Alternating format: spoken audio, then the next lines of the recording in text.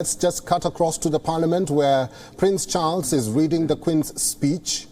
Public sector procurement will be simplified to provide new opportunities for small businesses. New legislation will strengthen the United Kingdom's financial services industry, ensuring that it continues to act in the interest of all people and communities. The United Kingdom's data protection regime will be reformed. Her Majesty's government will continue to champion international trade, delivering jobs across the country and growing the economy.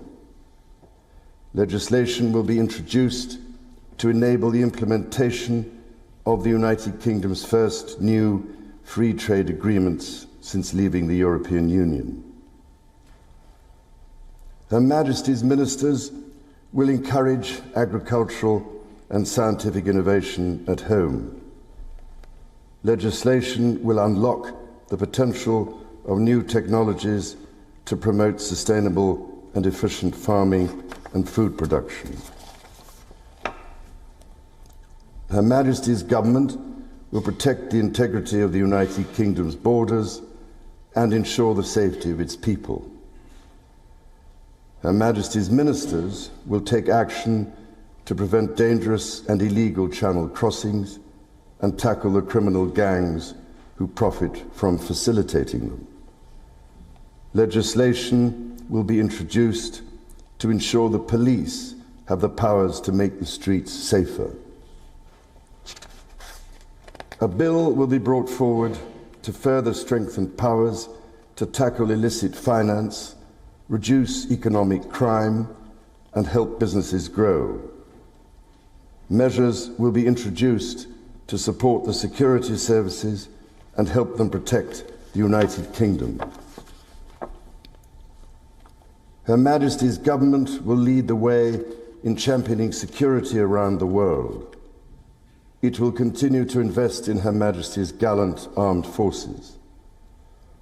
Her Majesty's ministers will work closely with international partners to maintain a united NATO and address the most pressing global security challenges. The continued success and integrity of the whole of the United Kingdom is of paramount importance to Her Majesty's government, including the internal economic bonds between all of its parts. Her Majesty's government will prioritise support for the Belfast Good Friday Agreement and its institutions, including through legislation to address the legacy of the past. Her Majesty's government will ensure the Constitution is defended.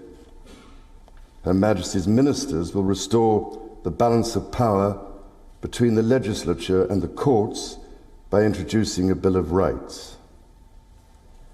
Legislation will prevent public bodies engaging in boycotts that undermine community cohesion.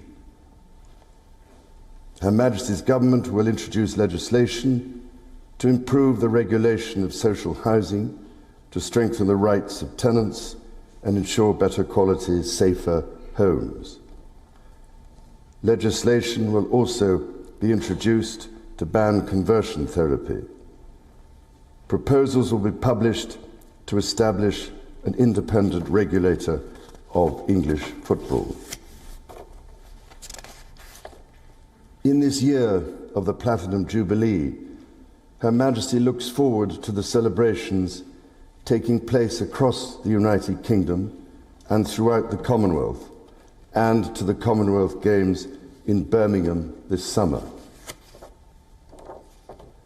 Members of the House of Commons, estimates for the public services will be laid before you. My Lords and members of the House of Commons, other measures will be laid before you.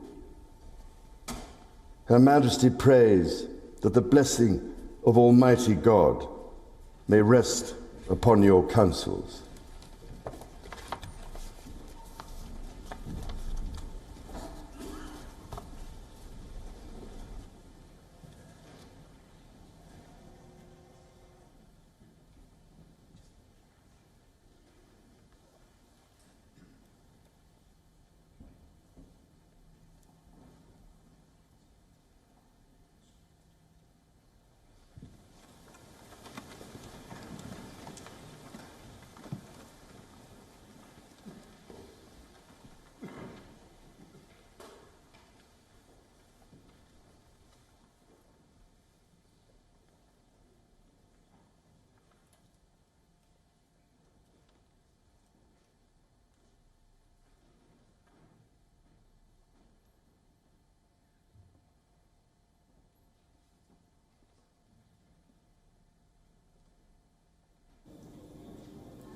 That is Prince Charles, who has already delivered the Queen's speech and has officially opened the UK Parliament. The Queen has pulled out of this year's state opening of Parliament and the reading of the Queen's speech.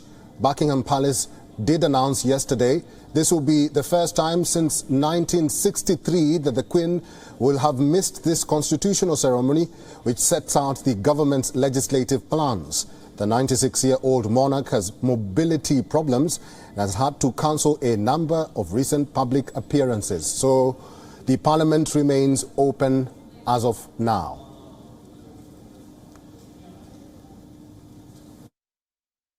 WION is now available in your country. Download the app now and get all the news on the move.